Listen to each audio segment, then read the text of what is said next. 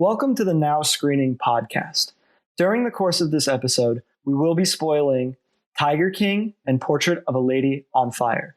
If you do not want to be spoiled for either of these shows, listen to only the 9 to 13 minute mark of the Tiger King discussion and the 49 to 54 minute mark discussion of Portrait of a Lady on Fire. You have been warned. All right, ladies and gentlemen, hello, and welcome to the first episode of the Now Screening podcast. The name that we decided on 6 hours ago to call this thing, since our previous idea is already in use by 4 men in college talking about movies. We won't say the name. Oh yeah, it's already in use. The title that will go unnamed. Okay, so this is the Now Screening podcast. The idea of this podcast is that we are going to talk about movies. Wow, what an original idea.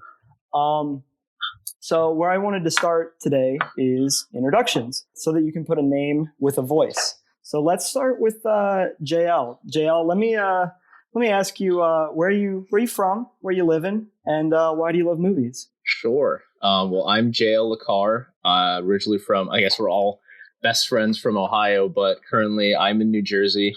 I went to The Ohio State University, where I studied human-computer interaction and design thinking. And I think why I like movies so much is that, growing up, I was in orchestra, I was a visual artist. So, being able to tell stories with sound and visuals alone is kind of my background. But then movies put like all that together, whether like writing, visuals, and sound, music, everything's just put together into one really awesome and coherent story, which is why I love film. And then I'd say I guess my favorites would be the only ones consistently on my list are Kimi no Wa, Your Name, Makoto Shinkai, and then obviously that one, and then Hot Fuzz by Edgar Wright. That's just such a fun buddy cop movie that I just watch all the time. Hell yeah, dude. You have some really fun movie reviews. You like a lot of things. And, my Letterboxd is not serious at all. Yeah. We'll plug those at the end. Stick around for the Letterboxd plugging. Andy. All right. So my name's Andy Mulak. I'm 23 years old. I recently graduated from Ohio State with a degree in strategic communications. So hopefully I can use that in this podcast.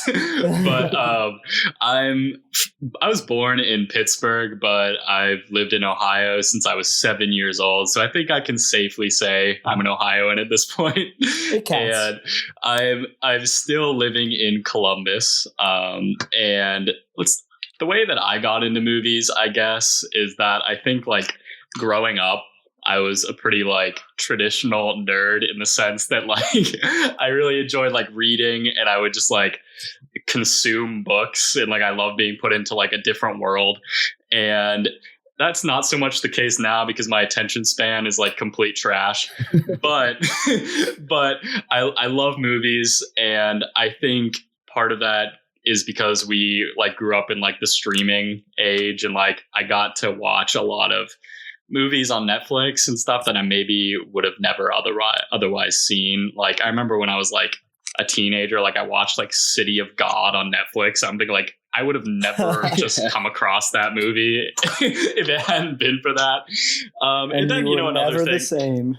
Another thing is that I just feel like I naturally surrounded myself with people with similar interests, and like you guys, I hung out with people that love movies, and just naturally became something that became a big part of my life. Aww. And then just a few of my favorites, just like off the dome, are like these are such basic like 20-something-year-old like white guy choices, but I'm gonna go with like Drive, Social Network, most recently Parasite. I love that. And then honestly, the one we're talking about today later, Portrait of a Lady on Fire, was fantastic in recent memory. I mean, I don't know if I'm going to say like all time. Well, it's amazing. That's all I got to say. We'll get into it later. Yeah. No spoilers, right? Yeah. Cool. So, my name is Tyler Asbell, and I'm here with my two best friends, JL and Andy, who you just met. I grew up in Columbus, Ohio, just like these two. I studied chemistry and film at Purdue University, and I'm currently located in Ithaca, New York, getting my PhD in chemistry. But yeah, that film degree came apart really, or I guess it came together really organically. Like Andy said, being part of the streaming era and being part of the information age, we just had access to so many movies. I had so many movies I knew about and wanted to see in high school that I would have never been exposed to otherwise. And you get one YouTube video recommending a Bong Joon-ho movie in your YouTube recommended feed, and then it's like a whole rabbit hole. Oh my god! Right? Like now, like seriously, one of the things that I do is just like watch clips on YouTube from like my favorite movies that I like. I just waste so much time doing that all the time. And like when I was like 13 years old, like I was doing that with like The Room. Like I was like, what the hell's The Room? Like, I'm trying to like figure this thing out. And so I guess that really opened the door for like, exposing myself to movies I haven't seen. But yeah, the film degree really helped cultivate what I would say is like a critical lens of movies. I really like to analyze and dig deep into what makes movies that I love fantastic. And so I guess some of my favorites, basic nerd choice, Blade Runner. And then I love Ingmar Bergman movies. So Persona and The Seventh Seal are two of the best films I haven't seen those. I can't lie. Dude, they're so good. We'll have to do a future episode on them. Those are on the quarantine list for sure. They're incredible. Oh my God. Oh, they're so good. And then I think a really underrated movie that no one talks about how much of a freaking masterpiece it is Fritz Lang's M, which is another obscure film bro pick. But oh my God, it's like the best murder mystery ever made. Okay, that one's going on the list too. It's made in the 30s. Like no one talks about it, but it is like, it's so fantastic. Okay, cool. So we got introductions out of the way. I think a fun place to go next would be to tell this cute story of how we as a trio began this inseparable journey of friendship. We've been friends, very close friends, since freshman year of high school, which was 9 years ago for all of us. Since That's we were so hard 14. to believe. It's insane. But the first movie the three of us saw together was actually the original The Avengers movie, 2012. And the theater was so packed that we ended up having to sit in the handicapped seating. Yeah, we did. And we were praying that we didn't end up having to like get kicked out or like sit in the aisle or something. And it's pretty fun to see how far we've come from that. That was such a great experience. And like, I'm just going off on a tangent here for a second, but like, Go off. I feel like one of the things that connected us is like, I ended up going to OSU with JL, but initially out of high school, we all were at different colleges. Like I was a transfer student. So I seriously think one of the things that kept us connected, I mean, we would have stayed in touch regardless, but like we talk a lot about movies and we talk a lot about movies. Like that's one of the things that is always a constant in our conversations. Yeah. So I just think that's really cool. Hell yeah, man. Absolutely. Okay. Let's talk about a Netflix series that is taking our quarantine world by storm. Yeah. Oh yeah. Tiger King. This movie took the world by. I mean, this documentary took the world by storm. Like, and I think it came out at the exact right time during like quarantine because people are watching so much Netflix right now, and this is like the number one recommended thing on the platform. This is like the biggest smash hit Netflix has had in so long, since the Fire documentaries, right? Like, yeah. And even those weren't as big as this. Like, this no, is not like, even close. This is insane. So to start, I'm gonna read this little blurb summary of Tiger King so that everyone is aware of what the plot is. If you haven't seen it, you should, because it's absolutely nuts. But anyway, so Tiger King, Murder, Mayhem, and Madness, titled on screen simply as Tiger King, is a 2020 true crime documentary miniseries about the life of zookeeper Joe Exotic. It was released on Netflix on March 20th, 2020. The series focuses on the small but deeply interconnected society of big cat conservationists like Carol Baskin, owner of Big Cat Rescue, and collectors such as Joe Exotic, whom Baskin accuses of abusing and exploiting wild animals. Okay.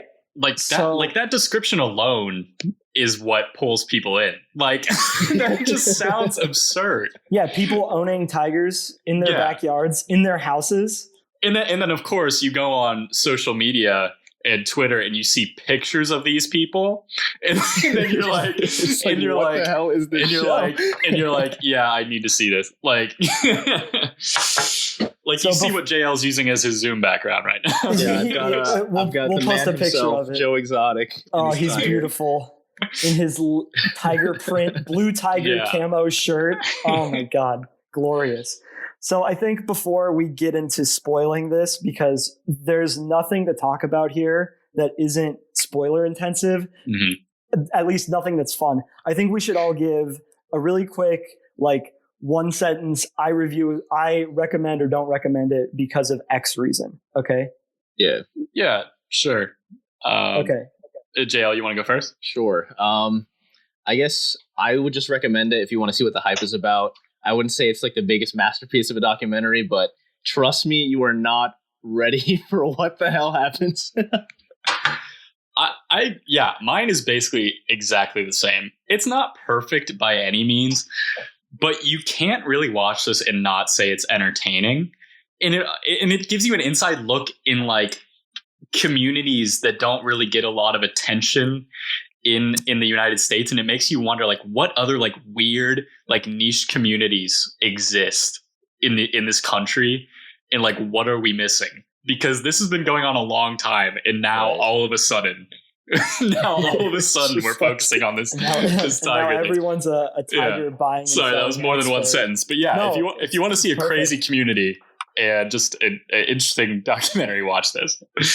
Yeah. So, I guess my review of it is going to be that a lot of Netflix shows and movies, productions in general, they simply don't live up to the hype that social media builds them up to be.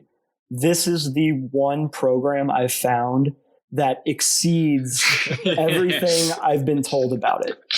It is not perfect. It's not flawless. I mean, I don't really even know how to critique a documentary. Like, all of my film studying has been narrative filmmaking. So really, I don't really know how to say whether it's good or bad, but it's entertaining as hell. And it is nuts. It is crazy that this story even exists and is real and is here for us to watch. And I would say, while we're stuck inside, there's not better television to watch. Yeah. And I finished this series really quick. And this is coming from a guy who's literally, I can't watch TV series. This is like a personal fault, but I can't continue a story for more than like 20 episodes. Like, I hit a breaking point. Like, I just can't do it. That's why I like movies, right? You sit down, you watch it, you're done, you think about it. Right.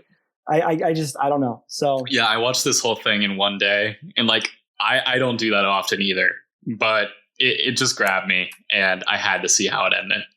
Then me and Andy watched it. And then I watched it again. Oh my God. I didn't know. And then I watched it with JL the next day. I didn't know you did that. That's amazing. Yeah. Okay, so now let's get into some spoilers for Tiger King.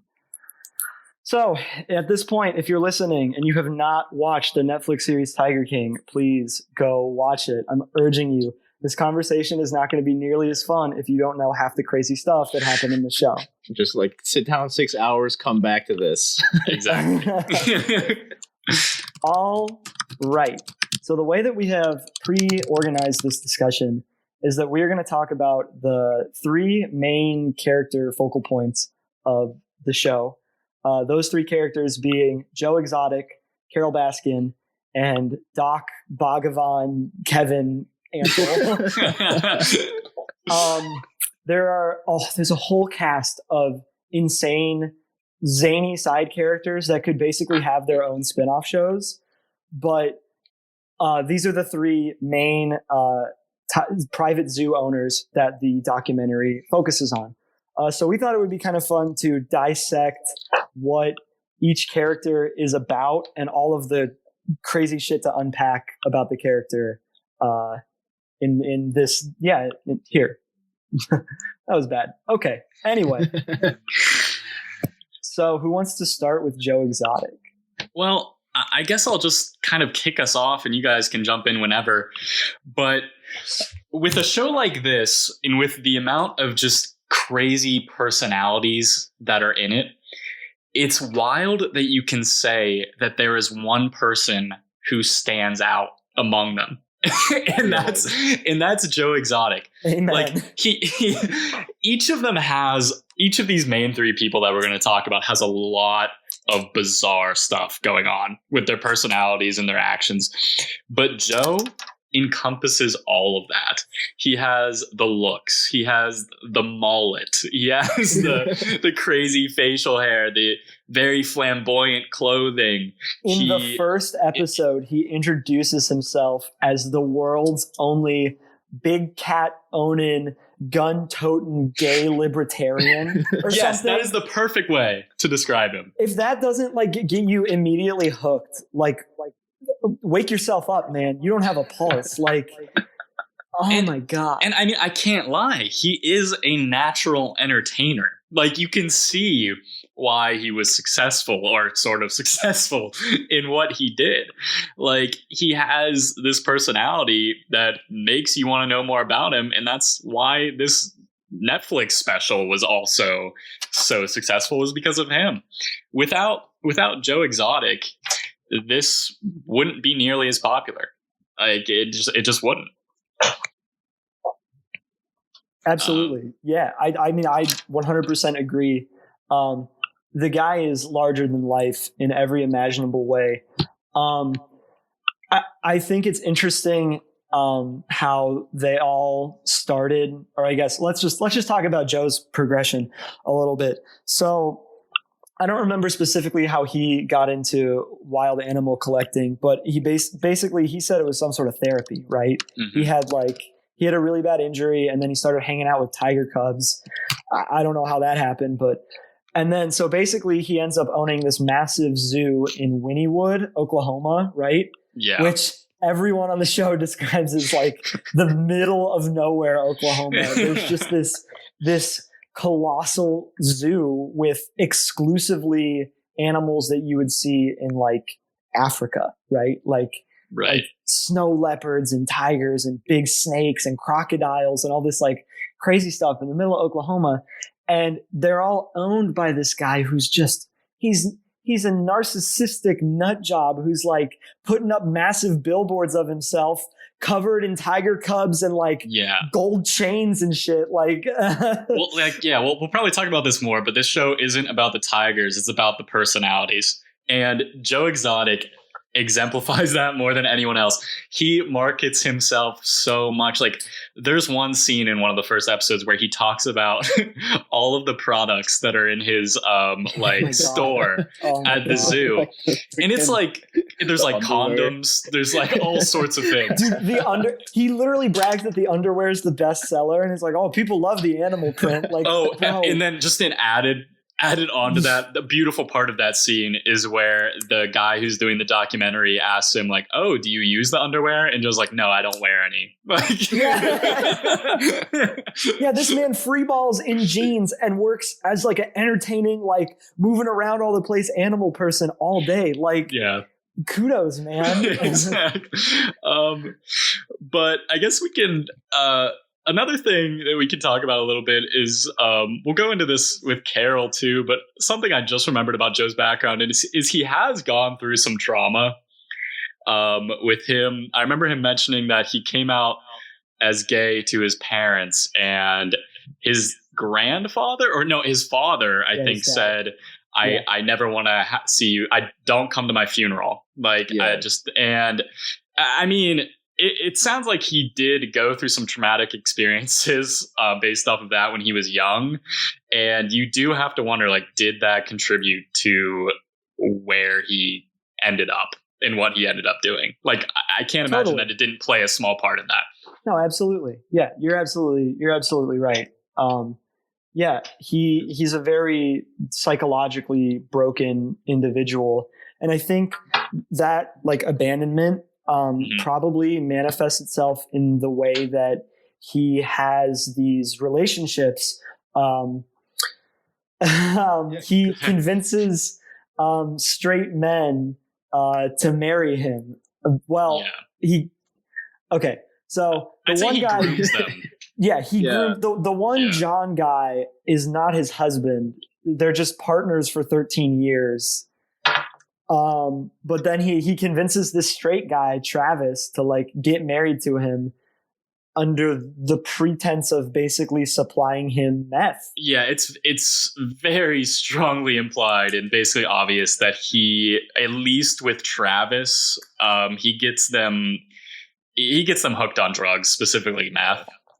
And I think this is interesting. Like, each of these people that we're going to talk about, they each prey on different types of people. And Joe, specifically in his relationships, he is kind of grooming these young straight men, I guess. I don't know their sexualities exactly, but later in the show, both John and Travis are revealed to not be gay. And so that's interesting. But another thing is that Joe focuses on people that are in a very, very vulnerable part of their life. Like, all of the people working at his zoo are like all misfits, right? They're like ex-convicts and people who are down on their luck, don't have any money. And I just think that's an interesting part of his zoo, is the community he has there. So I feel like they play that off in the beginning as like, oh, like this is my like kind of band of misfits, all like ex-convicts, bringing in like all these outcasts. But then, then we go into all his relationships and how he's grooming all these men. And it's not very positive. Yeah. And it's just like, everyone's got the front. Everyone's got a front, each of these characters. And this applies to every other character as well. I mean, the other people as well, the zoo owners, but none of them are paying these people very much. Like, like it's and they're working. Screw that. They're working like what, 16-hour days, and like some people are like, yeah, I work on Christmas. Yeah, I work. I don't take holidays. Like, what? Now, I forget whose zoo this was on, but there was a woman who said, I work 8 to midnight or something, and I don't get any days off. And I believe the number she said was that she gets paid $100 a week. $150 a week. $150 a week. Yeah, that was for Carol. Carol Baskin. Yeah. I mean, how can we not talk about Joe's voice? Perfect segue. Well? I mean, we're going to talk about the murder scheme in a second. Joe has one of the, I don't want to say his voice is funny, but he has one of the most recognizable, and it just fits the look. Like, if he sounded normal, it wouldn't be right. But his voice, oh man, it's incredible. Which I think I think that perfectly transitions into something that me and you almost forgot about while talking about this show earlier, is his music career. Oh my God, yes. At first, so the way they introduce this, I love this. I have to talk about this. The way they introduce this is they do a scene with Joe where he says something about like, I don't know, like missing someone or being like a misfit cowboy or something. And then this music starts playing and you're like, oh, they're just doing country music, like to fit the fact that he's a cowboy from Wynnewood, Oklahoma. And then the camera turns and it's Joe singing like about being like a misfit cowboy or something. Like, this man put his life into music as well, which is, amazing. And when we get into the Carol Baskin saga, there's a specific musical moment that we need to talk about. But I don't know. Okay, I don't know if you guys know this. I think I might have mentioned it. But from what I could tell from the very brief research I did, that is not him singing, which is not surprising. It's not him. I actually have Google pulled up right now, and it's like a rich baritone. There's like no way his nasally. HuffPost says musician Vince Johnson and vocalist Danny Clifton are actually behind the songs in the music videos, which doesn't surprise me at all because, like you said, it's like this rich, like deep voice, which is not him. That is not Joe. So, No. Okay. You did mention, I think it's time that we get into the Carol Baskin saga so that we can also end up talking about, Carol, but because this is the meat and potatoes of the show, let's say. Yeah. It's like the whole rivalry is pretty much the whole show. It's between Joe and Carol Baskin. So Carol Baskin is what's the name of her frickin' oh my god, it's a sanctuary of some kind. I don't know. The name's not important. It doesn't Big matter. Cat Sanctuary or something. It's something in Tampa, Florida. Big Cat Rescue. Yeah. Big Cat Rescue. Yeah. There we go. Yeah. We're not going to edit that. It doesn't matter. Doesn't matter. We're rolling with it. So Carol Baskin is effectively the same person as Joe in terms of what she's doing to cats. In my opinion, from my understanding of things, they are all putting these exotic cats in places they shouldn't be, in cages. And, the only thing Carol isn't doing is buying and selling animals, which is apparently where she takes beef with Joe. I don't know. Seems pretty gray area to me. But in my opinion, they're all pretty much the same in regards to how they treat the tigers, which is not well. The only difference is how they frame themselves, because Joe is very, at least in the beginning, he's very anti-PETA, anti-environmentalist. The only people he hates almost as much as Carol Baskin is PETA at the beginning of the show. The animal rights people. The animal rights people. And then Carol frames herself as the savior of the tigers, and that that it's a sanctuary. But like you said, whenever I see her sanctuary in the show, it really doesn't look that nice for the tigers. They're in pretty small spaces and they're in cages as far as I could see. I think the difference is she's not selling and breeding, but what an impossibly vague line to draw. Right? Yeah. Are we just moving the goalposts whenever we want to what's acceptable? She does that. She's like that, dude. She's nuts. Because she used to sell and breed, right? Or maybe. Yeah. Yeah, no, they say that. Yeah. Because wasn't that when she was kind of picked up by that weird 40-year-old dude on the side of the road? Well, yeah, that's Don Lewis. Good old Don. Good old Don Lewis. Rest in peace. we are getting ahead of ourselves here. I don't believe it for a second. Anyway, so basically, the plot of the show is following this murder for hire plot that develops around Joe Exotic to have Carol Baskin killed, because Joe views Carol Baskin as this imminent threat to his owning of tigers, his zoo, his livelihood. And basically, Joe, being an insane narcissist, wants to be the loudest voice in the room, and he's not. And basically, he doesn't know when to stop. He doesn't really have a filter either. He's always talking, always recording. And it ends up winding him down this crazy path that involves potential self-arson, defaming Carol Baskin on his television channel, and then eventually hiring a person to have Carol Baskin murdered. And then he winds up in FBI custody. This is kind of random, but I think one of the things that makes this documentary amazing is that Joe documented every single second of his life.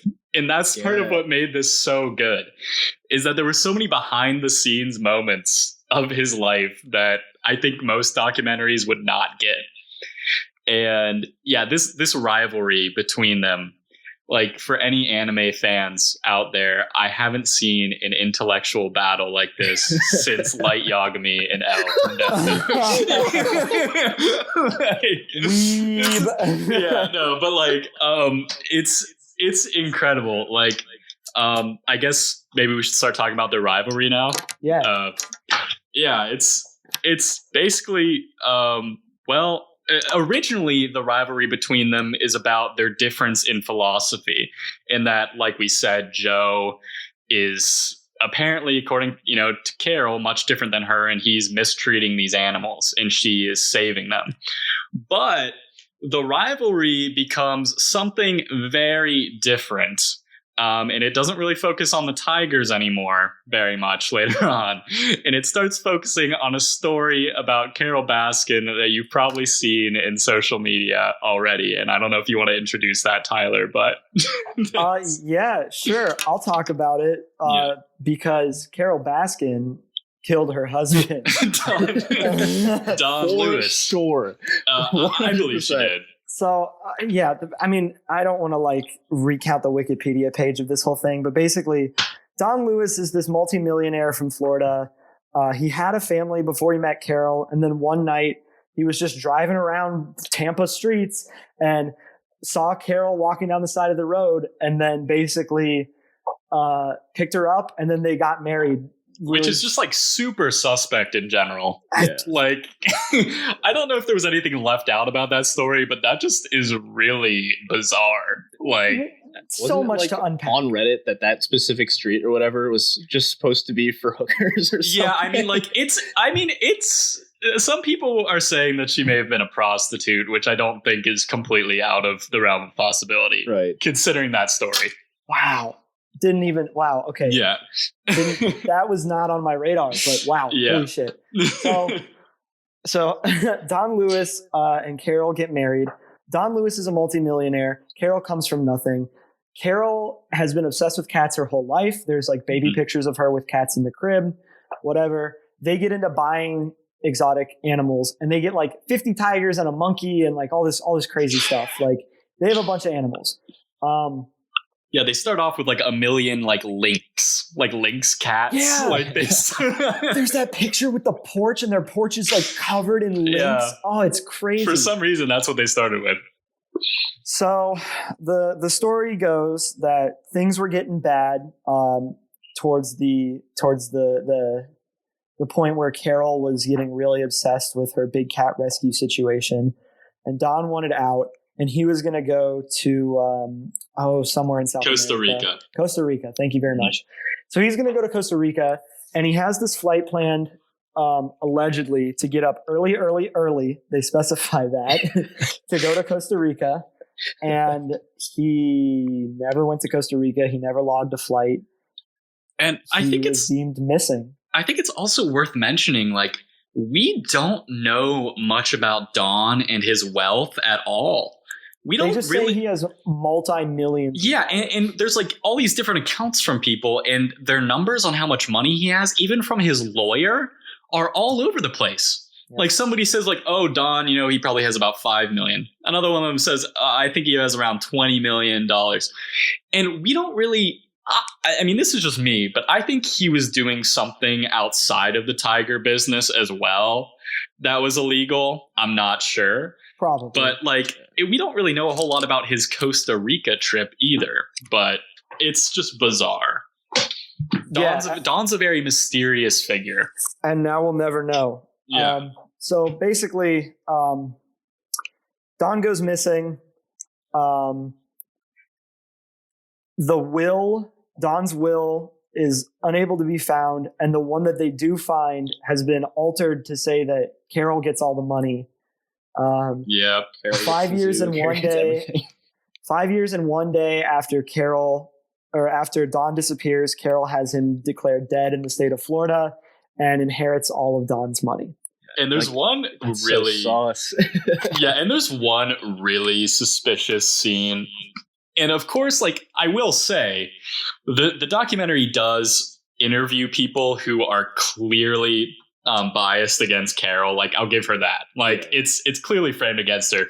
But there's one story where she I don't know the specifics, but she basically broke into the area where the lady who was supposed to be the executor of Don's estate had all of her documents. Yep. And Carol literally broke in, I think, and somebody.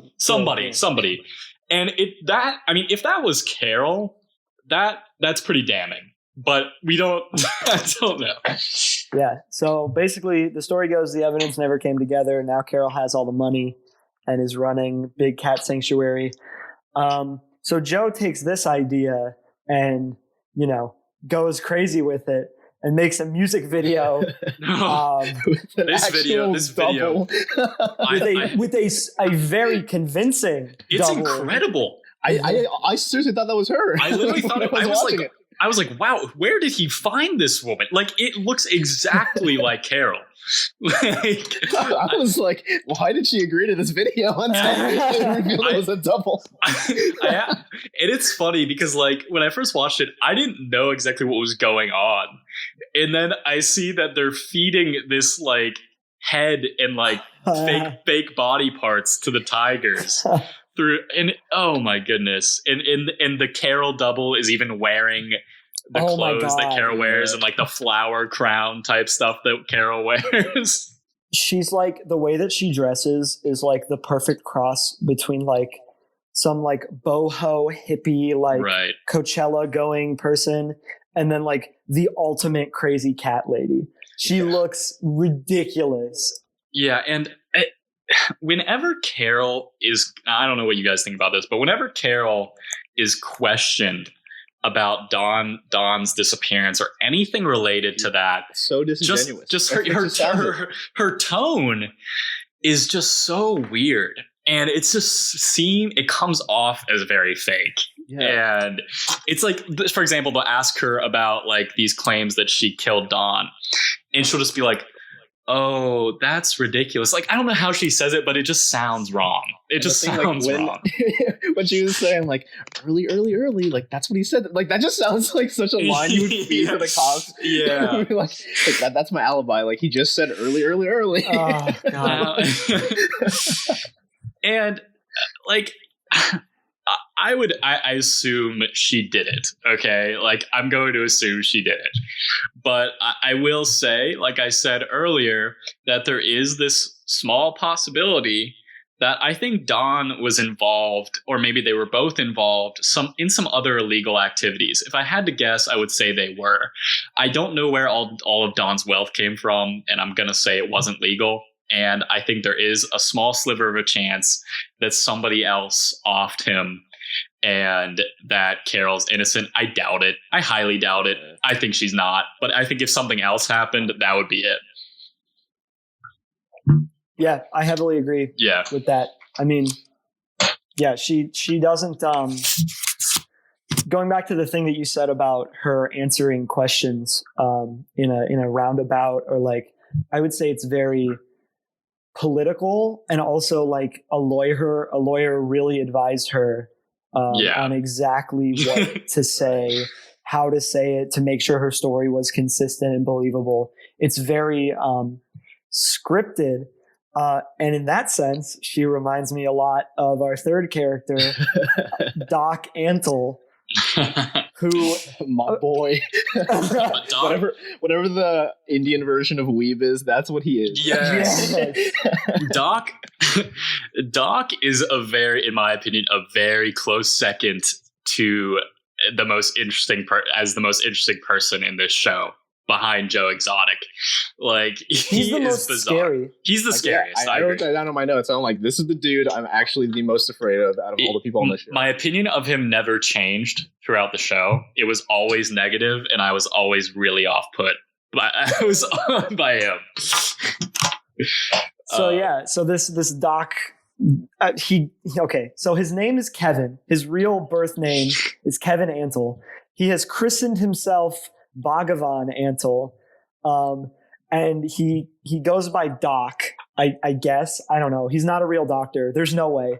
And he owns a similar private zoo to Joe's in Myrtle Beach. And it's very big, I think, as well. It's huge. Yeah, it's huge. It's huge. And he has all types of animals. And I think you can't talk about Doc without talking about the women that work at his zoo and how he preys on them.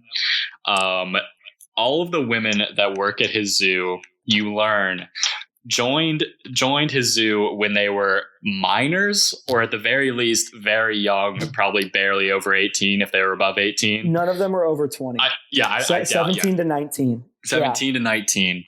And a lot of them have been there a very long time. And I think one of the most interesting parts of this show is when they interview a woman who used to work there. And she's clearly very much traumatized by the whole experience, and I don't blame her at all. He's very predatory with these women, and this lady that used to work there says that she was pressured to have sex with him to move up in the ranks of the zoo, and they also, sorry if I'm rambling, but they also forcibly made her get breast implants. Yes. Which is horrible. Dude, it's so awful. And like that was the section of this whole thing, right? Jaw on the floor moments. Like I'm like disgusted and appalled at everything these people have done. But the fact that this guy brings these, very young, impressionable women in, it's well known that he's sleeping with all of them. He's like married to like 4 of them, right? Yeah. Like that's like said. He's like in a 4-way polyamorous relationship. This man with all said of them. these Mormons kind of snapped. Yeah. And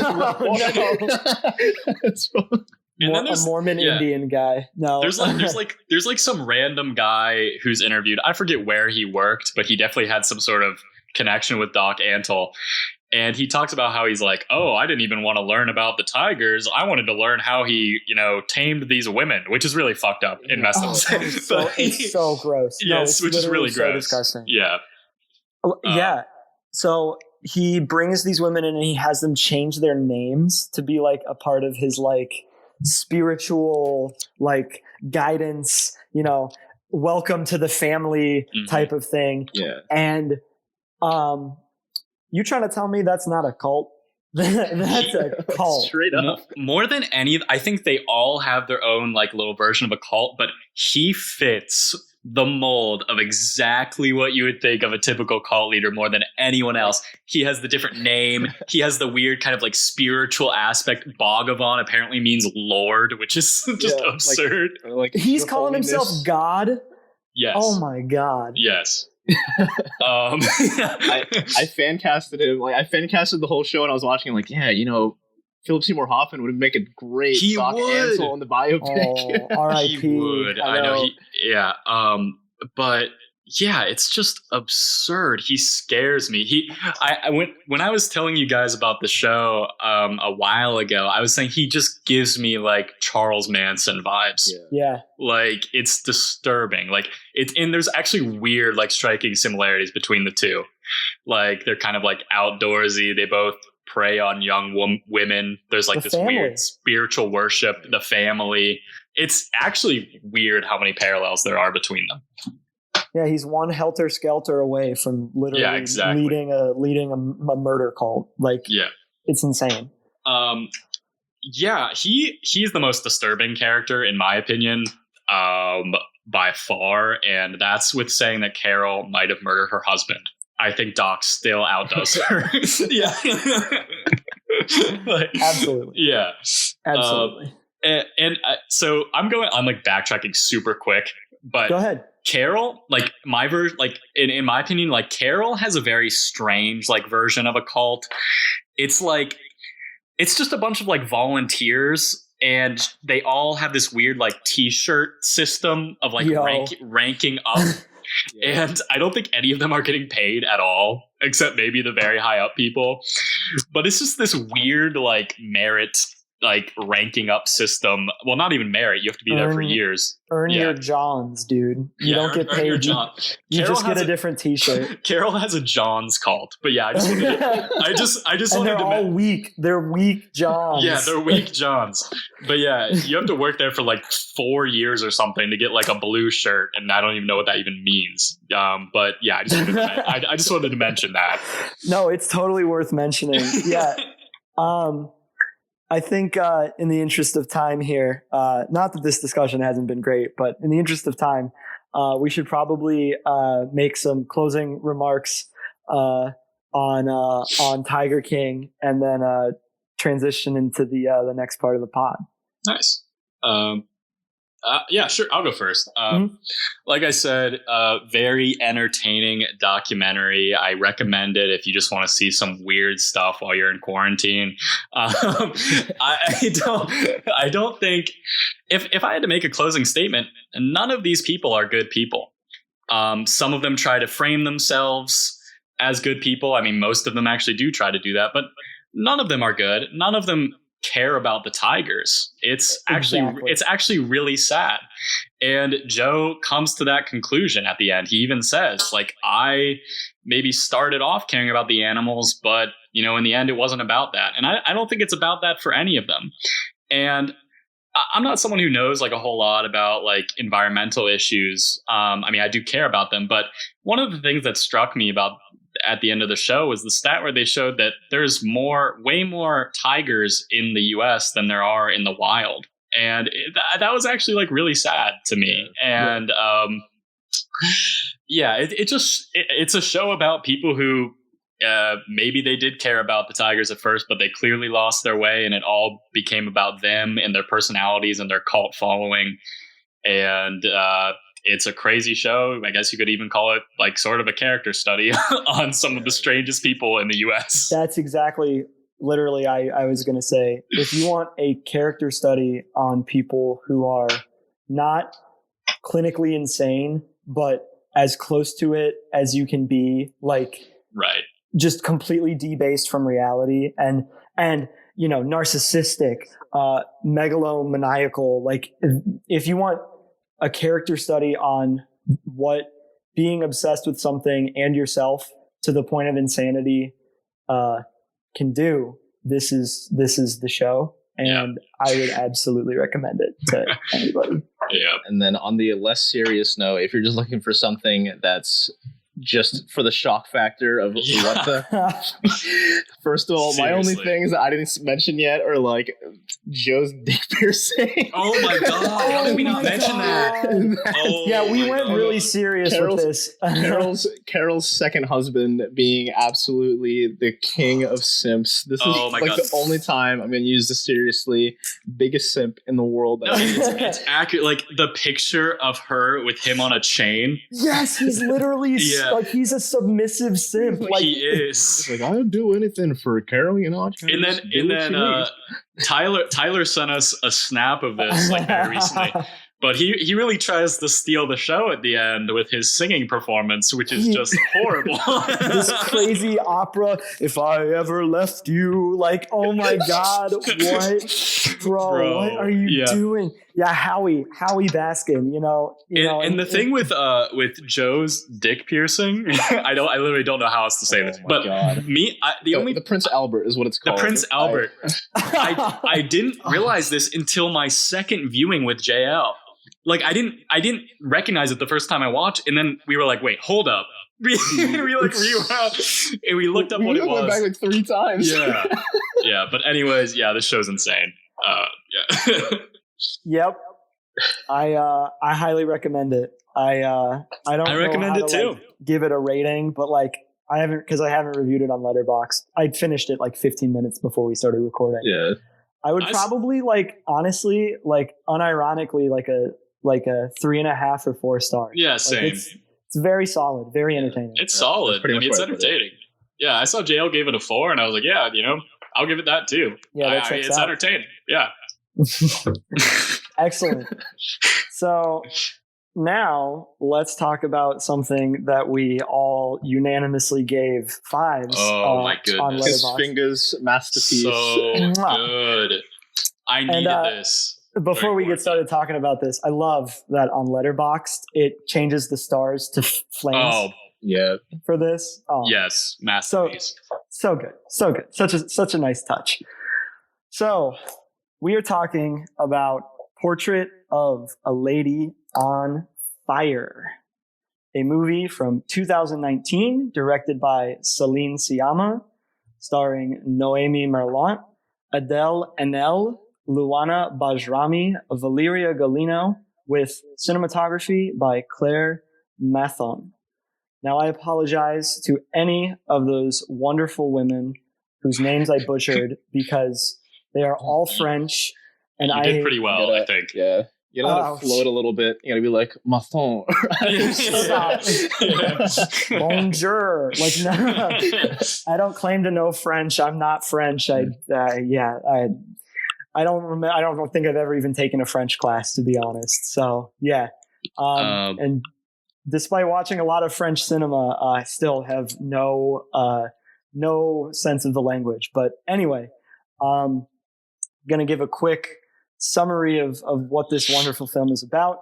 And it's a very short one because if we reveal too much about it, just watch the movie. Set in France in the late 18th century, the film tells the story of a forbidden affair between an aristocrat and a painter commissioned to paint her portrait. So before we get into talking about the meat and potatoes here, we all love this movie. I'm just going to say something real quick. Obviously I loved it too, but this is one of those rare circumstances where I watched this movie before either of you. That doesn't happen often. Like, I'm one of those people that I either watch it right when it comes out or I watch it like 2 months later. And so I watched this and I realized I was pretty early on it. And as I was watching it, I was like, oh my God, this is a masterpiece. And I need to tell Tyler and JL about this. And I was like immediately texting you about it. I finished it in I split it up between 2 days, but I was in awe at this thing. And we all ended up watching it within like a 2-day period. Yeah. So JL, what'd you think? Just absolutely an entrancing movie that, like, it's on Hulu, so you can just go watch it right now if you're listening, and then come back in 2 hours. It's just beauty. That's what it is. So yeah, this thing was on my radar. This thing, that's so rude to me to call this. I know. I don't know why I said that either. I feel bad now. This John right here. This John. this joint. This I joint. felt like Anthony Fantano when I said this thing. Yeah. Shout out to Antoine the Fantoine. So yeah, this wonderful work of cinema, this work of art, it's been on my radar since Cannes last year. A lot of people came away from Cannes praising Parasite, which won the Palme d'Or. They were praising, it was really all about Parasite. It was all about the Parasite hype is what I really remember. And rightfully so. Masterpiece to Parasite. Director Bong is the man. He's currently in my background on Zoom. But I was really fascinated by this because all of the reviews that were coming out of Letterboxd were calling this like super entrancing and this beautiful work of art. And I was just really thinking a lot about French New Wave cinema being like the same thing. And I love French New Wave cinema. So this has been on my radar for a long time. I had tickets to see it in theaters on the Monday tragedy after Cornell and all of Ithaca shut everything down for COVID-19. So thank God for Hulu. Thank God we live in an era where streaming services exist so that we all have the opportunity to see this. And, people in the audience, you do too. Like JL said, go watch this. We're going to spoil it from here on out. It's so good. You have to. If you're listening to this pod, you have to. Requirements. Just turn off the pod right now. Go watch it. And I will say, like, it's an easy watch, in my opinion. Like, it went by fast, and I enjoyed it so much. Like, it was for like a hoity-toity French art film. Yeah. Super approachable, something to love for everybody. But that doesn't devalue it, right? No. Right. Yeah. Okay, so here on out, spoilers to follow for Portrait of a Lady on Fire. Okay. Sorry, just writing down the timestamp. No, it's all good. Let's start with the most striking element of the film, which is the incredibly artistic presentation Oh my goodness. of the film. Uh, The film looks like a painting. Every frame of this movie is gorgeous. The colors are unparalleled. It's amazing. The blues of the ocean, the greens of the dresses. Marianne, wow. Marianne is always wearing this like vibrant brown dress, and it's so iconic. It's like the color is like burned into my memory. I know that's so cliche to say, but it is like, I will never forget the way this movie looks. I don't know. I can't even think of the last time that I saw a movie this beautiful. Like I started watching this, and from the moment that they show Marianne posing for her students, and it's like perfectly framed like a portrait, it's just amazing. Like everything in this movie is beautiful. The environment, I mean, let's be honest, the people are beautiful. The women in this movie are beautiful. I could not stop staring at the leads. Just everything. The people, the environment, the dialogue. We'll talk about that too, but everything is beautiful. It's incredible. With the framing like a painting, I love the visual symmetry that's going on. Celine Sciamma plays a lot with the way that, you know, the human form from the side is very asymmetric, right? Like we have long legs and long arms, and she plays a lot with arms and like the way that the human body is silhouetted against these really symmetric backgrounds. You know, the one that sticks out in my mind is when Marianne first arrives at the manor, and she takes off her wet dress that she got wet from saving her art supplies, which I love that, by the way. Like that's so, like she's so dedicated to making this painting at first, and then that goes away. But anyway, she's drying herself off in front of the fire, and it's this like perfectly symmetric white room, wooden floors, and she's just silhouetted against this billowing fire. And I was just like, wow, okay, well, that's the most beautiful thing I've ever seen. We're in for the film now. Okay, so quick aside, like for the listeners out there, however many we may have for this first episode, all 13 million, all 13 of you, there's 13 million. There's some background info I have to give you about one of the podcasters here. JL is by far the most artistic of us, and it's not even close. Like in a landslide, this man is by far the most artistically creative in many different ways.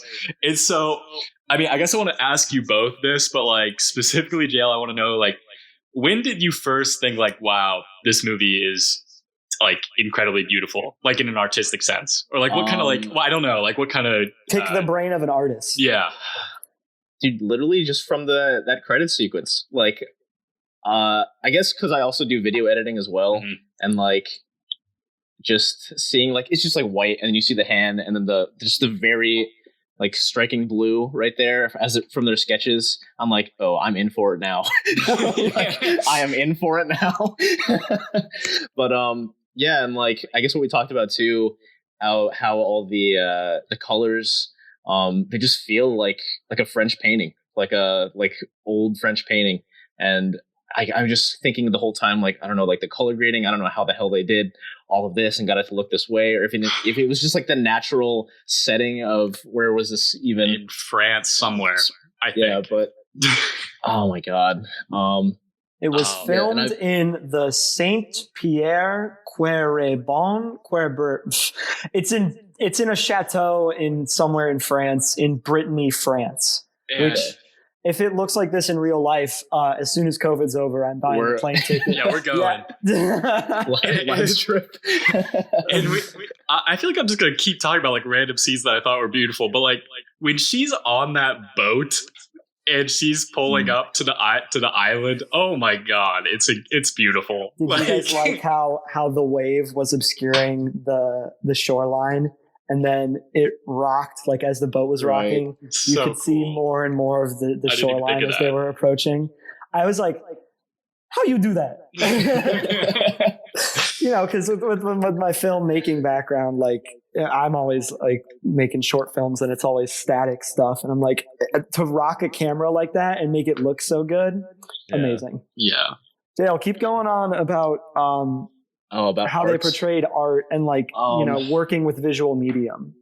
Yeah, I think, I mean, the biggest thing, because we have on here, we talk about like how that quote about that Eloise said to Marianne, where when she's like painting, she sees the first portrait and says like, the fact that it isn't close to me, that I can understand, but I find it sad it isn't close to you. And like that, as someone who like was brought up on art, I was like, damn. Because I mean, something, because you have all the this even applies to design, because I'm a designer now, and like I still have to adapt and stuff, and you have to really stick to the fundamentals. But when you're doing art, really letting your style shine through is, I think, like what will define you as an artist. Because people don't go to a museum and be like, oh, it's like I just want to like look at art. Sometimes you'll be like, oh, there's a Van Gogh over there, there's Monet over here, there's like this whole row of Rembrandt and all this other stuff. I'm really sad I can't even name a female artist right now. This is really embarrassing. But like, yeah, like that style. And I guess that just really, really hit me as an artist, that quote. And like, you were texting me about the movie while you were watching it, and there was one thing that really stood out to me. David Lynch would be ashamed. Yeah, stay off your phone. but there was one thing that you said that I thought was really cool, and I'll let you talk about it. But you were talking about how the director kind of read your mind at one point. Yeah, that was I don't know how they framed it that way, but like basically, when they were doing the first portrait, and then she was kind of studying Elisa's features, she came back at night, right, to look at all those sketches, and then me as a viewer, I'm also like in the place of Marianne, kind of looking at her face, trying to figure out those details. And the thing that I noticed was the lips, like her like lower half and the lips at first, and then when she's looking at the sketches, when she's like kind of sifting through them, in my mind, I'm like, she's going to pick the lips. It's got to be the one with the lips. And she picks it up. Yeah. Yo, they just read my mind. And then they go right next to the scene where now she has to focus on the eyes and the upper half. And like, I don't think that's really a like a convention or anything when drawing sketches, but I just thought that was so cool how like it just read my mind. It's like, that's exactly what I was thinking. And so I definitely wonder if, because they had an on-set artist, I wonder if that helped get more of a, because Celine Sciamma is obviously an artist. She wrote and directed this. This is art. But having a visual artist and getting a visual artist perspective on making portraits, I wonder if having this artist, Helene Delmer, on set really, really helped with that. Do you want to talk about it? Do you want to talk about what she did, Andy? I just love this quote about it from the Wikipedia page. It just blew my mind. So I'm just going to read it. It says, the paintings and sketches in the film were made by artist Helen Delmer. She painted 16 hours every day during the course of filming, basing her painting on the blocking of the scenes. Her hands were also featured in the film. And then to mark the release of the film, her portraits were exhibited at a gallery in France before the film, which is cool. But the fact that she had to spend 16 hours a day painting, and she also had to block it, like in terms of where they were at in the film, like that has to be just absurd. Like the amount of talent that you have to have, and like figure like, okay, this is where an artist would be 3 days into painting, or, like it's awesome. I loved it. The attention to detail is just something to be endlessly praised about this movie. The paintings are immaculate. They're so good. And like, they show Helene painting, like, and knowing that it's her hands, like it's just beautiful. Her brush strokes, they focus on like every detail. It's awesome. I'm so glad that they actually, it's such a nice, like, refreshing inclusion in film when someone takes the time to get like their references right. You know what I mean? Like this was clearly a thing of passion, and Celine Sciamma wanted the paintings to look amazing. She wanted there to be a progression with the paintings, and doing this is it's intentional filmmaking. It's purposeful filmmaking, and yeah, I love it. I love that. And just real quick, like speaking of the beauty in this film, JL touched on it for a second, but the scene where you first see Heloise's face is it's just stunning when she turns around, and just the way it focuses on her. I mean, obviously she's beautiful. Turns around. When she turns around, But if you are still listening at this point and you haven't seen the movie, what are you doing? If you're still listening and you haven't seen the movie, turn around. Hey, got him. But no, that scene was beautiful, and then. Like, I'd say probably like a very large percentage of this movie is painting scenes, and they're never boring. They're never boring. They're because of the incredible dialogue. Yeah, I guess we can just move into that. I mean, I love talking about that. Yes, do it. Okay, so I was just gonna say the dialogue in this movie. I always love like good dialogue in movies. It's just something that I always like seem to focus on. And something that struck me about Portrait of a Lady on Fire is that it's not just about the things that are said. It's going to sound really cliche and corny, but a lot of it is about what's unsaid. And the expressions, like the facial expressions, are just incredible. The acting in this movie blows my mind. The actress that plays Heloise, Adele.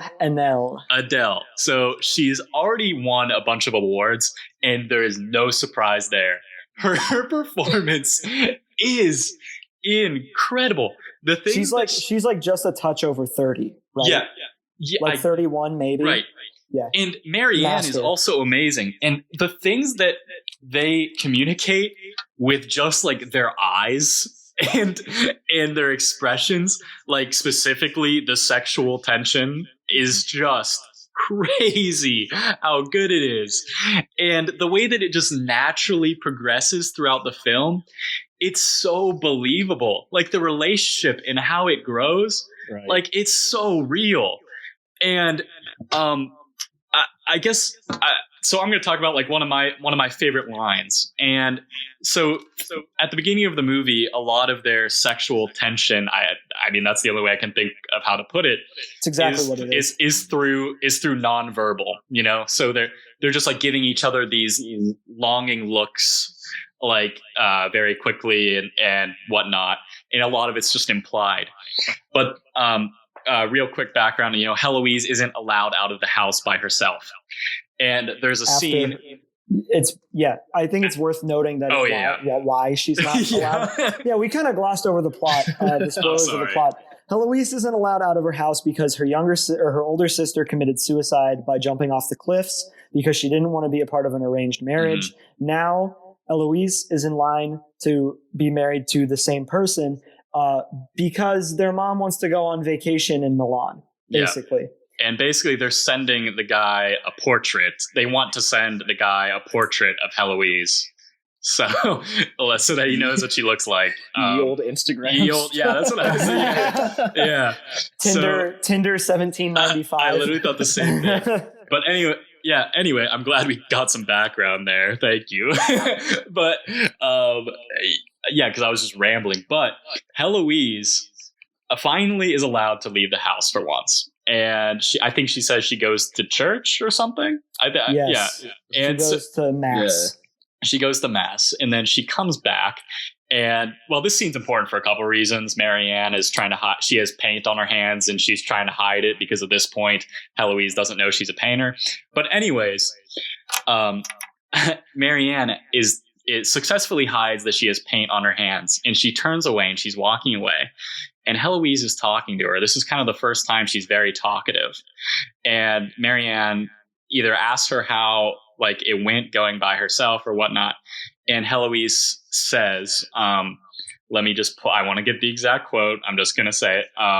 So Heloise says, "In solitude, I felt the liberty you spoke of," because they've been talking about that before. And then she says, "But I also felt your absence." And it's just this moment.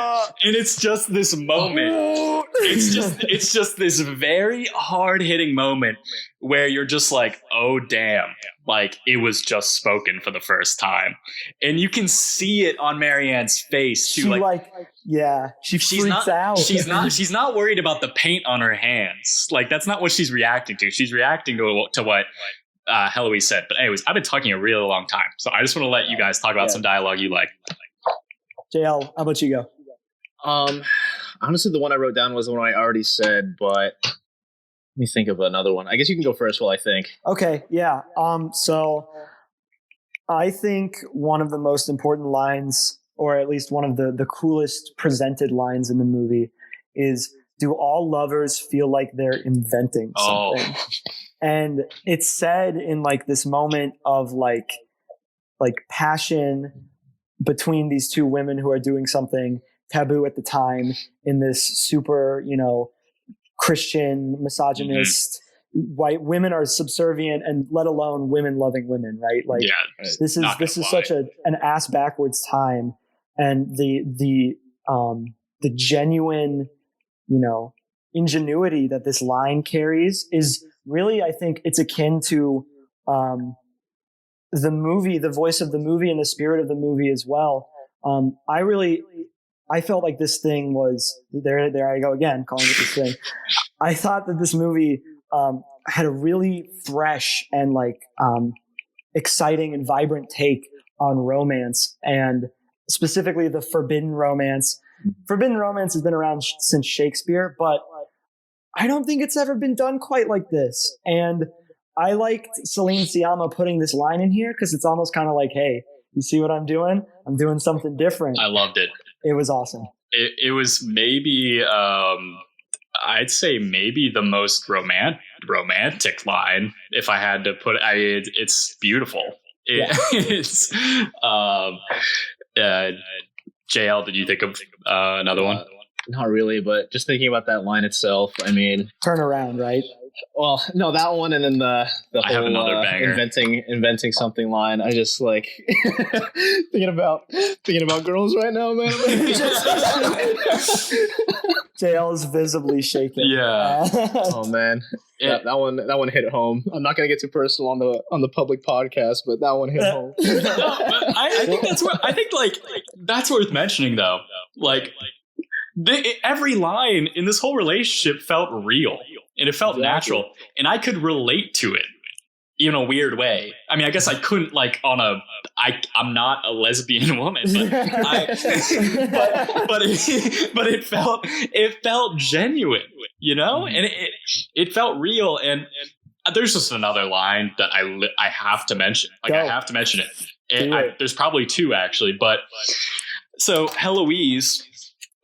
Finally, it's revealed to Heloise by Marianne herself. I have to give her props for, stepping up and saying it herself, that Marianne is a painter.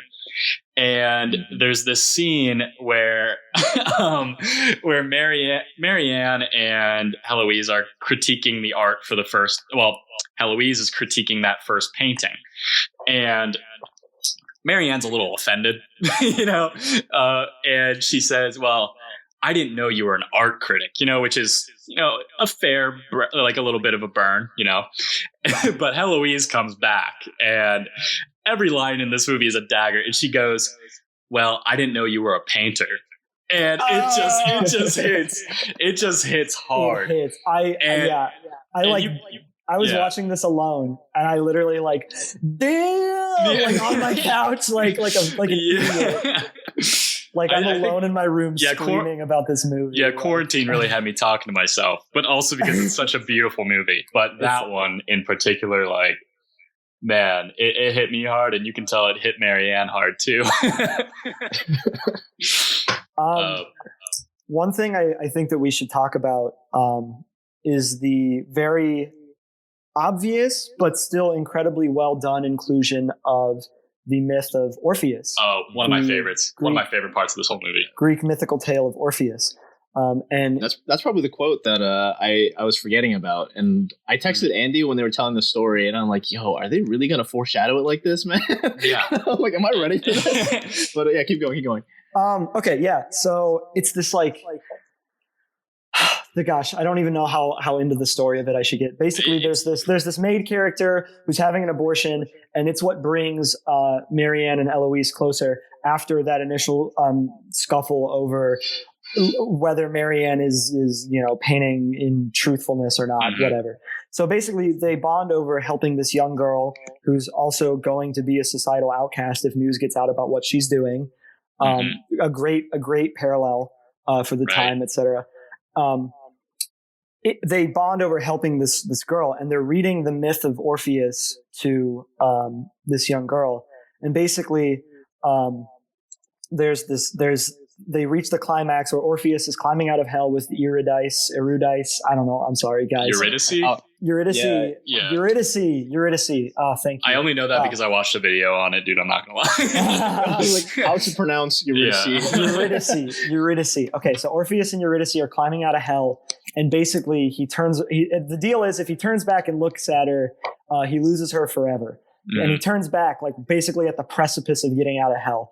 That was probably a really bad explanation of it. No, I mean, it's perfect. Yeah. People who know Greek mythology better will understand the nuances better. But anyway, basically, this ends up paralleling exactly what happens in the movie. But there's this incredible dialogue back and forth with the maid, I guess. Maid. Yeah. She's a maid. Where basically she's like, he turned around. Why would he do that? Why would he do that? And the conclusion of it is he made the poet's choice, not the lover's choice. And basically he was more enthralled or more enraptured with the idea, the memory of her, which is beautiful. Yeah. And so what this ends up coming back as, manifesting itself as at the end, JL, if you want to. So yeah, go ahead. I think that's from that point on. That's pretty much the whole like metaphor or whatever for their relationship now, because she's still betrothed to whatever this dude in Milan, and then they kind of end up reconciling. On the beach. It's like I'm so sorry, and we'll just spend this last days.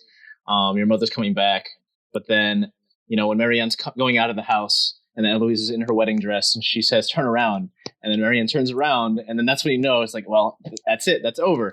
And then going, into the future, like back into the future now, the ending scene where Marianne's at like, with the opera or like orchestra or whatever, and then she sees Eloise from across the whole theater, and then we just spend like a solid 3-4 minutes just looking at Eloise and all this whole range of emotions on her face.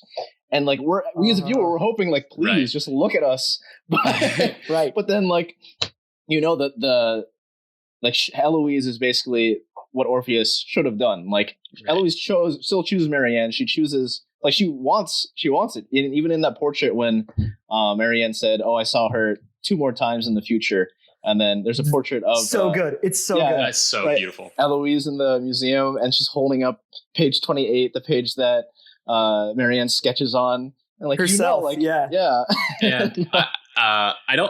I don't know if we mentioned it, so I'm just going to mention it real quick. At the end of the Orpheus and Eurydice story, the maid is questioning why he turned around. Why did he do that? And Heloise ends the story. And the ending of this story is just beautiful in general. And he gets to the top of the mountain or whatever to leave hell or wherever he's at, the underworld. Hades, yeah.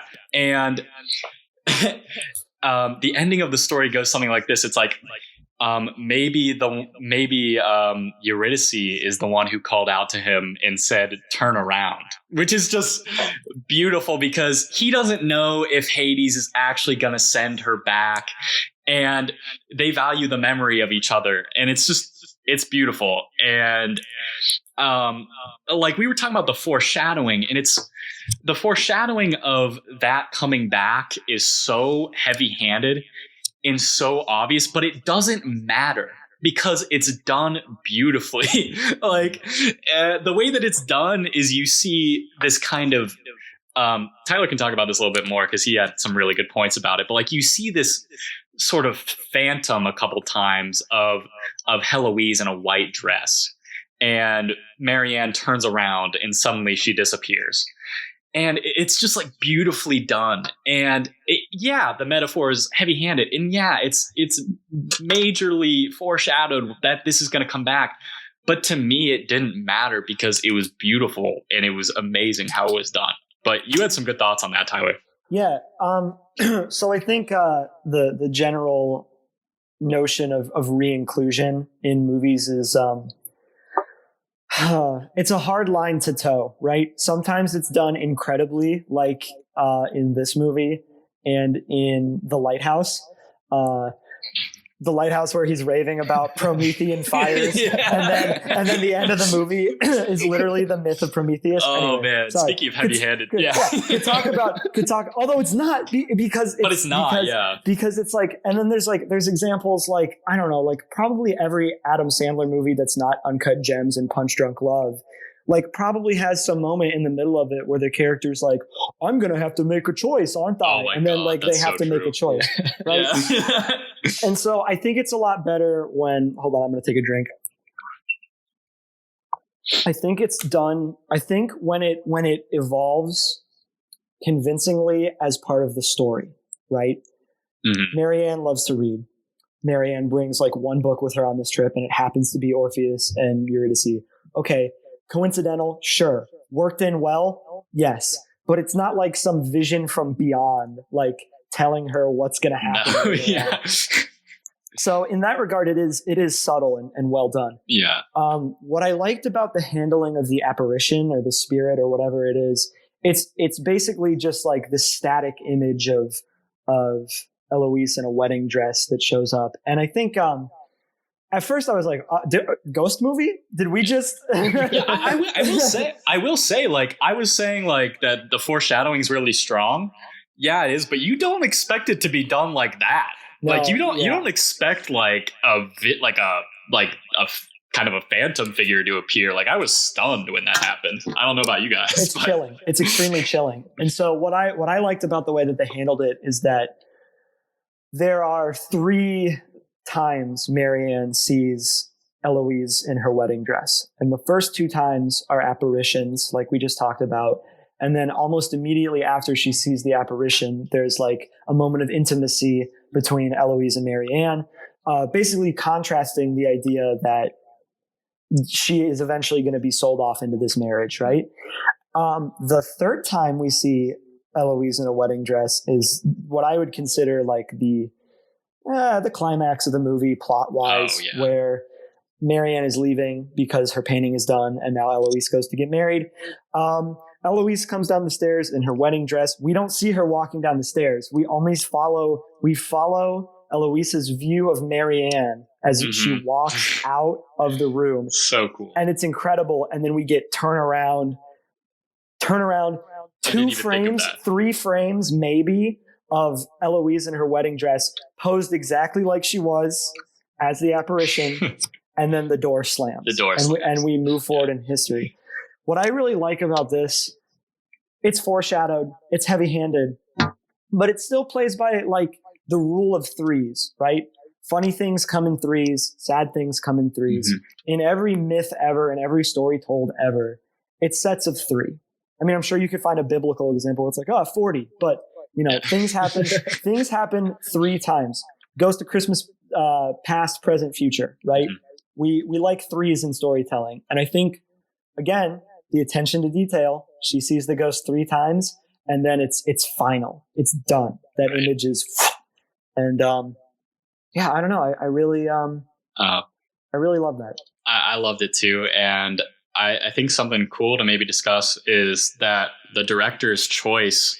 I was talking to you about this. I think a lot of directors would have ended it right there. After the turnaround. It's a very dramatic ending. I wouldn't even say that would be a bad ending. But the director took a different path, and you get those extra scenes at the end with the art gallery and Marianne. Oh my God. If there's another thing we have to talk about, the art gallery scene. That's another perfect example of re-inclusion. That's how you do re-inclusion. That's one I didn't see coming at all. So should I just go into that real quick? Go ahead. So at the end, after the turnaround scene, Marianne, it talks about how she only saw Heloise, two more times or one? Two more times. Two more times. And so she's at this art gallery, and she's standing in front of a painting of Orpheus. And it's funny because again, it comes back. Yeah, she's standing in front of a painting of Orpheus in Eurydice, and this man who looks very French and very old with his wig on comes up to her, and and he talks to her, and her father was a painter as well, and he says something like, he's like, "Oh, your father's still in good form," and she says, "Well, this kind of goes with the whole sexism and misogyny stuff." She's like, I submitted it in his name, but I painted it. And the guy who's looking at it goes on to say, this is an interesting painting because paintings of Orpheus and Eurydice usually have Orpheus either right before he turns around or right after when she's disappearing. But her painting has him kind of reaching out to her and her reaching out to him, and they're saying goodbye. And it's beautiful. It's incredible. And there's another part right after that, and I think one of you should talk about it. JL, talk about page 28. Page. I mean, you touched on it. I touched on it a little bit, but like that part after. Are you talking about the next painting part? I'm talking about the next painting. After. The actual portrait where she comes back and then sees, because she says, "I see her two more times," and then she sees the portrait again. I kind of touched on this already. Sorry. The whole page 28. That's okay. But I kind of want to go back to the whole like 3 thing, because the one thing we haven't touched, actually 2 things we haven't touched on are, first of all, the title, which you know what I'm talking about, and then the 3 instances of music in the movie. Yes, dude, thank you. I was looking for an in for the soundtrack because JL, go off about this music, bro. There's so much. You said it in our chat. It's like a movie with this little music cannot be this good. But it is. Or should not be this good. Yeah, but like all the music in the movie is just the diegetic like sounds, and like the right in the middle, that bonfire scene. Oh my goodness. What literally the whole Lady on Fire thing is. That was insane. We could spend so long just on that scene. That scene blew my mind. Like, it is shocking when the music starts. Like, I'm not even sure. It was scary. I was like, I'm not sure what's going on, because it's kind of this like creepy chanting that starts. The way that they introduced it reminded me of like the THX, like the yeah, exactly. They like come in from this like Gregorian hum, and then it's like do do do do do do do. Yeah, that turns into a banger. But like it starts otherworldly. Sorry, JL, keep going, please. I don't even know if I have anything more to say than that, man. Go ahead. The fire scene, the music's amazing, and then speaking of beauty of the film, we have to talk about the part where Marianne looks across the fire and you can see the sparks in the air, and you see Heloise, and I've said this a million times. It's just, that might be the most beautiful frame of the movie. I don't know, but it's top 3 probably. Doesn't that music kind of just crescendo and then just stop when it's like that still frame, right? Yes. With dress and fire. Oh my god, that was awesome. Yeah, and you linger on it for a little bit, and then she passes out. But yeah, it's the frame that they're using as the poster for the film, and it's otherworldly. It's You're just like jaw on floor right there for a whole minute. Oh my god. It's beautiful. It's so beautiful. And she catches on fire. And there's a really cool, very small part right after that where, Heloise, her dress catches on fire. She falls to the ground. Marianne rushes over and reaches down to help her up. And I was talking to Tyler about this. There's this, I guess you would say, a match cut. Right after that, where it transitions to Marianne reaching out and helping her on the beach, get down onto the sand, and they look like Jedi. But it's so cool. It's such a cool transition. But dude, we've got to talk about the actual the music at the end, the orchestra score, like and how that was introduced. Yeah, we'll pivot back to that. I want to say one more thing about the bonfire. So, I would say there's one other scene that, I mean, I haven't seen every movie ever, but there's one other scene that evoked the same feeling in me. And this is a movie that I think we're going to do next time, and I'm really excited to talk about.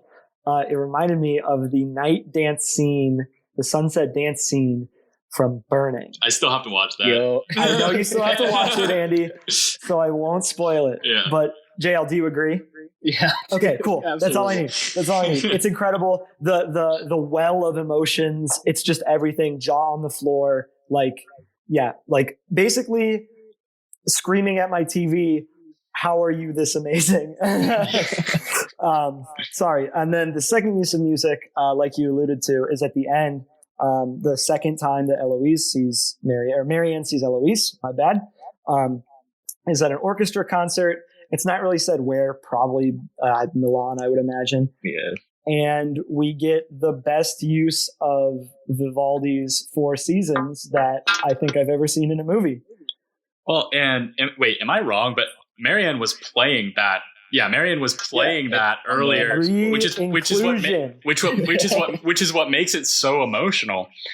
Marianne plays that song on the piano to Heloise earlier in the film, which is like that's also got to be one of the first times that you can really feel the tension between them in that scene where they're sitting next to each other at the piano. She sits just close enough, right? And Heloise, that's one of the first times you see Heloise smile too, which is cool. But it's I didn't really see that coming either, to be honest. I mean, the re-inclusion was awesome, but maybe I should have, but I didn't know that song was going to come back. I didn't. Yeah, I didn't know. It was awesome the way they did that. JL, you talked about it earlier. The way that the scene just lingers. Doesn't cut. So good.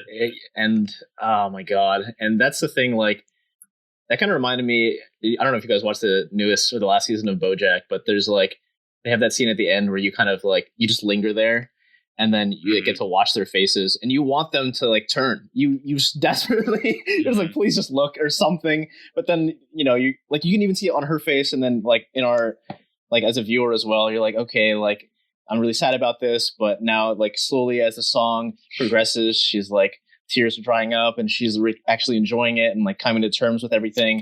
And I just thought that was just a roller coaster right there. Yeah, I think there's like probably a bunch of different ways that she could have ended this movie. And I loved what she did. I thought it was perfect. I thought in every way. I loved how long it lingered at the end. Like it really made it hit home. Extremely mature, seasoned filmmaking decision to include those last two scenes. Like you said, I think not necessarily a less experienced filmmaker, but someone who has less to say about love and romance would have ended it with the turnaround. Incredible decision. Incredible stuff. I guess concluding thoughts. I don't know. Yeah. Let's wrap on Portrait of a Lady on Fire. Mike, oh man, I'll try to keep it short, but one of the most beautiful movies I've ever seen, from the dialogue to just the aesthetic. It says a lot about the oppression that women went through at that time. Specifically if you were a gay woman or someone with a sexuality that wasn't accepted at the time. And then it also, I think, underappreciated part of that is the whole maid storyline and her storyline with the abortion that she has to go through and how she had to hide that. And go through really rough, bad conditions to actually, but it's a beautiful movie. It's a perfect film about romance. It's believable. It's just a work of art. That's all I can say. You have to watch this movie. And I think it has a lot of rewatchability too, to be honest. I'd watch it again. Yeah. Yep. JL, what'd you think? Yeah, I mean, all that historical stuff that Andy said, and then, I guess just the merit of all that. And then, I don't know, I just got a lot to say about love, man. Yeah, it's perfect. And also timestamp 1 hour and 32 minutes 44 seconds is I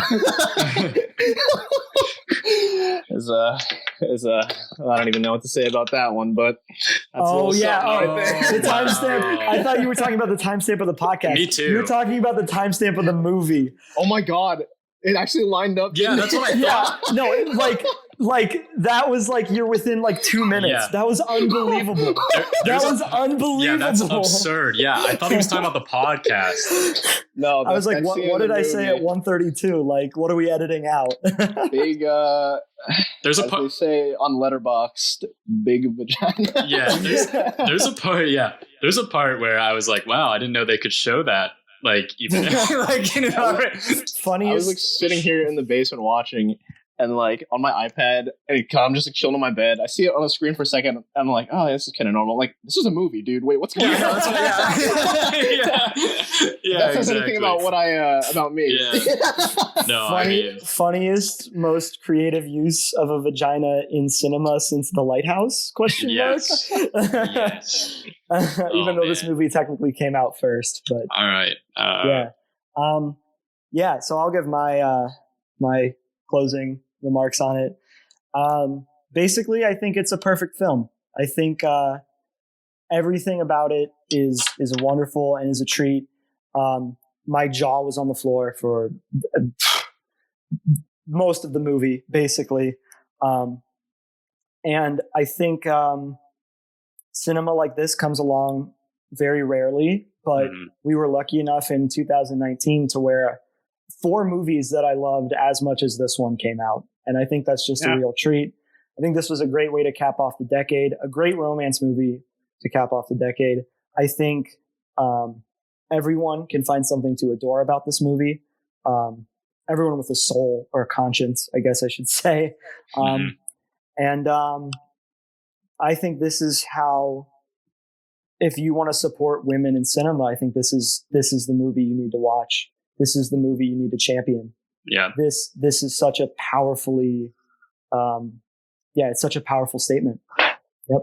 I love it.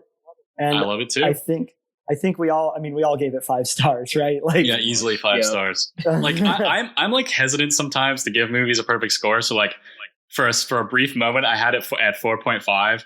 And then the more I talked to you guys, I was like, I can't not give this a perfect score. Like, I have to give this a perfect score. It's perfect. It's wonderful. But real quick, I want to say thank you to Tyler Asbell. He's the one that really pushed for this podcast to happen. So, stop. No, I mean for real. So, yeah. And, round of applause right there. Crowds cheering, yay! And if to all you future listeners, if you sat through this whole thing, thank you so much. Or even if you only sat through part of it, man. Yeah. Before we wrap, though, I want to do our question. Oh my god! Section. Yeah. So, as fun as talking about movies and dissecting movies is, sometimes it can be fun to just answer hypotheticals about what ifs, hypotheticals. Just have some just a fun question time. So at the end here, we're gonna answer a question that I stole from the Criterion channel, which also reminds me, super glad that I pre-ordered Portrait of a Lady on Fire on Criterion Collection. Oh. Very glad to have this on Blu-ray. The cover that they're using for it is immaculate. I'm pretty sure it's one of the paintings. But yeah, very glad I bought that without having even seen the movie. So I hope COVID-19 does not delay the production of that disc for too long, because I want that as soon as possible. Yeah. This is such a fun question that you have. Yeah, I saw this last night on the Criterion channel's Instagram, and I was like, oh my God, it's a gift from heaven. This is so perfect. So the question is, very simply, what is your dream double feature? What 2 movies do you think would go awesome, paired back to back, watched in a row, etc.? So JL, what'd you pick? Let me go. Since I'm a pretty lighthearted and fun boy right here, I actually have 4 movies. So I picked I hope none a couple of them. I have my buddy double feature of Hot Fuzz, one of my faves, and then immediately just watch Swiss Army Man after that. Fantastic. Oh my god, that'd be so fun. That'd be a fun buddy feature. But then also, since we're out here in quarantine, the post-apocalypse double feature, baby. Ooh. Nausicaa of the Valley of the Wind. Fun. Right after that, watching Mad Max Fury Road. Yeah, that's a good double feature. This is bad. I haven't seen Nausicaa, dude. That's so bad. I haven't watched it yet. It should be on HBO Max in like May or something. Or you can just go on some random site online. I'm gonna do you one worse, Andy. I'm gonna one lower you. I don't like Fury Road. I know you don't. I know you don't. I know that's a hot take of yours. It's like probably like I don't know. Yeah.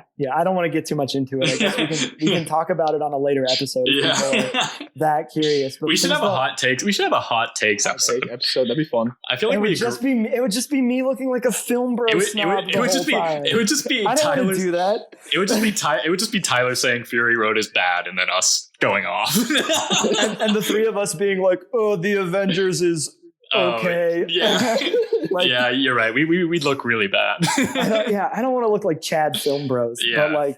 We will end up looking like that because that's just what our tastes are. Yeah, exactly. Anyway, great picks, JL. Andy, what you got? Okay, so this was really hard for me to choose, and I feel like this answer will change. This answer would change depending on the day, but considering we're in quarantine, I think this would be a really fun pairing to watch with my friends or with anybody right now. And coincidentally, both of these movies are from 1993. And so I chose Groundhog Day, starring Bill Murray, which I think is just a beautiful movie. I think it's emotional. I think it's funny. And I don't know if this might be a hot take. I think it's Bill Murray's best performance. I'm just saying it right there. It's a hot take. I think it's his best performance. I think it's better than anything else he's done. I don't care. But one of my double feature movies will have to disagree with you. But anyway. Then next after that, I'm saying Dazed and Confused for the next movie after that. Yes. So I think this is a fun pairing because they're both just really enjoyable movies that are funny. The characters are great in both. I mean, Matthew McConaughey in Dazed and Confused is iconic. And we don't even need to break out the all right. I think they're just like, knows. Yeah, I think Groundhog Day is perfect for quarantine because we're living the same day over and over again. and then same pants, same shirt. Same shirt. Me and JL out here wearing the same shirts we wore yesterday. And then I grew a beard, so Yeah. Grow a beard and shave it off. And then Dazed and Confused because I think it's just kind of what I wish I could be doing right now, hanging out with my friends and having a good time. Just kicking it. Yeah. So those are my choices. Yeah, as the weather gets nicer, we just want to do more Dazed and Confused stuff. Yeah. Yep. For sure. Okay. I'm a little embarrassed because I didn't take it as fun as you guys. That's okay. That's okay. So I have a lot of movies that I think would make great double features. I know what you're gonna say. I now know which one. No, I'm gonna start with what I'm calling the identity double feature. And so I think Persona, which is my personal favorite movie of all time, probably. I think I said that earlier, but yeah. So I would pick Persona, Ingmar Bergman movie. You guys haven't seen that? No, that's on the list though. It's on the list. So I would do Persona, which is a movie about two women losing their minds together, and then I would either do Perfect Blue, or Enemy. Right? Yup. Right. Either of those two paired with Persona, you would go home and look at the mirror and be like, am I even me? Like, what is life? Perfect Blue, Satoshi Kon, top 5 animated movie of all time? I think so. Yeah. I think so. Say. That movie's absolutely incredible. Enemy, Denis Villeneuve, wonderful, wonderful movie. Jake Gyllenhaal, my boy. Shout out Jake G. He kills it in that. And then my romance, but sad romance, double feature is Lost in Translation, Yeah. the best Bill Murray role, and no, I can't say it's the best Coppola movie because like The Godfather is probably better than, or Apocalypse Now too, whatever. They're probably better than Lost in Translation. But my favorite Coppola movie, Lost in Translation, the best Bill Murray role, the best soundtrack of all time. My Bloody Valentine kills that shit.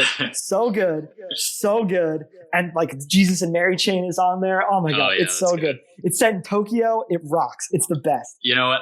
I'm just gonna say this real quick. I can't say that it's Bill Murray's best performance anymore because another really tragic thing. I haven't seen Lost in Translation yet, so I can't say that. I can't say Put that. it on the list, baby. I didn't even think of that, and then I realized like, wow, that is a hot take because Lost in Translation exists and I haven't seen it. And I think that's probably the best Scar. Under the Skin is really good too.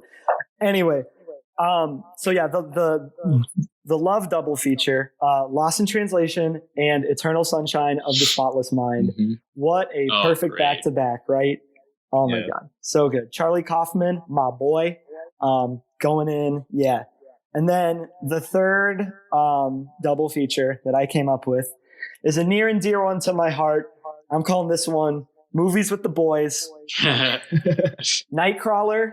Oh, Ex Machina. oh! Yeah. I was thinking. I one of the ones that I was considering was Ex Machina in mine, but Yep. yes, And that's two movies that the three members of this podcast watched together Mm-hmm. in my Yep. basement, in Andy's basement. in my old neighborhood house, years ago. So yeah, that's the nostalgic back to back, which I honestly think they'd pair. No, that would be an amazing pairing. Fun. That was It's like thrillers, right? Yeah, yeah, high octane. that was accidentally like a very film bro moment night. We had a great double feature that night. I mean, yeah, They're definitely. great movies. Fantastic. Yeah. I actually, film bro moment, I have the Ex Machina script. I want that. A24 bound Oh, version. that's so bad. It's I don't have beautiful. any A24 merch, and I want some so bad. I am so mad I don't have any Uncut Gems merch at all. Wish I could. Oh, look relate. at JL just held up That his shirt is The so Uncut Gem nice. shirt. Howie. Pickle Howard. Yeah. Hello. But what I was gonna say earlier, Howard Baskin is the new number one Howard over Howie Bling. Oh, But actually wow. not at all, because Not at all, but Howie Bling forever, baby. That's the Yes. man. Yeah, Tyler, I want to see you come on the next pod with a Furby chain on. Yo, they iced out the Furby. Yeah. I'll do the Oh, whole man. next podcast as Howard. How about that? Yes. All right, folks. We're running out of things to talk about, I think, and I can feel Wow. my voice getting. That was a lot of raspy. fun. At least I thought so. Thank you guys for being a part of this. I think this is the start of something really fun. The plan for the listeners at home, we are going to try and do this on a bi-weekly basis. However, given the fact that we are locked inside with only our thoughts, we are probably going to end up doing this more often, I would think. I'd say so. Yeah. Yeah. So the plan right now, bi-weekly, but if we can put out more content than that in the meantime, we definitely will. Yeah. We'll keep you in the loop. Before we get out of here, let's plug socials. Okay. So, Letterboxd. Where? Yeah, Here, same. I'll start because, I know my stuff. So on Letterboxd, I am Tyler Asbell, TylerAzbell, no spaces. My Instagram's private. I should probably change that, but yep, same thing. Tyler Asbell, no spaces. And then I'm not going to dox myself on Twitter yet. yeah. I don't blame Yeah. you. JL, you got it. Well, I probably will because all of my social media is Mine's all the same, basically. JL_Lacar, LACAR, and then my Letterboxd is Taki-kun, TAKI_KUN. And so my Instagram and my Twitter are Andy_Mulak, which is MULACH. It's a weird last name. It's like Czechoslovakian. So it's, and then my Letterboxd is Andy Mulak, no spaces. So just ANDYMULACH. Yeah, and we're all pretty active on all social media, I would say. Follow us for good content. It's not always movie related. You know, we have other interests. John's specifically. Talk a lot about John's. Music, lots of music. Yeah, mine's like all anime, to be honest. So if you want that, go ahead. we should totally do a film scores episode where we just talk about the best scores in cinema and why Blade Runner is the best. And don't be alarmed that my Twitter content's mostly been like Animal Crossing lately. That checks out. We're in quarantine. I what else to do inside? I do switch it up occasionally. But, all right, folks. I'm gonna say we're done here. Thank you for listening. Have a wonderful evening, and keep it tuned right here to see what's now screening. Yep. Thank you guys. I gotta go watch Burning. Thank you so much.